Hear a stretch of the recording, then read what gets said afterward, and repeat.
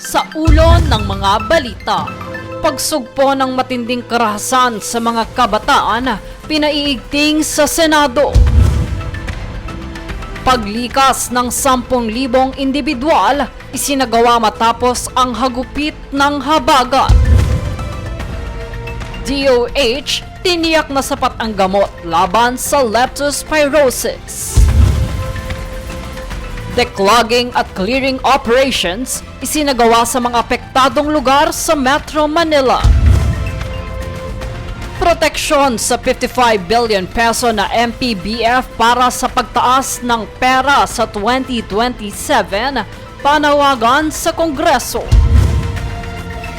Price freeze ipinatupad sa ilang lugar sa Central Luzon bunsod ng matinding pagbaha. Patas at pantay na balita, komprehensibong ulat para sa pulso ng masa. Ito ang News Food.